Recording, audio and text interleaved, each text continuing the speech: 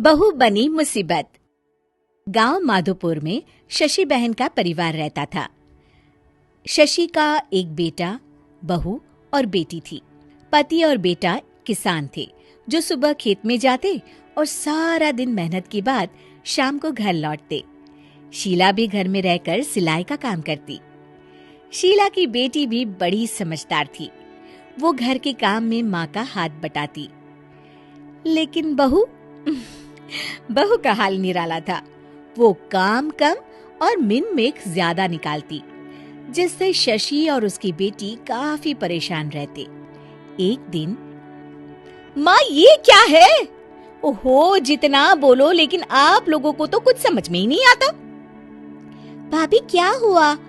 और माँ अभी सिलाई कर रही हैं। उन्हें बार बार मत उठाइए। मुझे बताइए हुआ क्या है? ये देखो सोनम, दूध उबल रहा है और बस गिरने ही वाला है। वो तो शुक्र है कि मैं आ गई, वरना तो बह जाता सारा। अरे पर मैं तो अभी देखकर गई थी और गैस भी धीमी थी। हमेशा दूध सामने खड़े होकर ही उबाल दिलवानी चाहिए, ठीक है ना? सोनम को मेघा की बात पर गुस्सा आ जाता है, लेकिन क्लेश ना हो ये सोचकर वो चुपचाप वहां से चली जाती है और सोचती है कि वो कैसे मेघा को सबक सिखाए।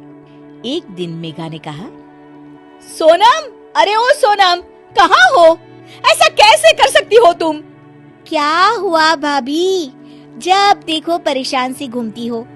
खुश रहा करो भाभी, इससे ना स्किन ग्लो करती है।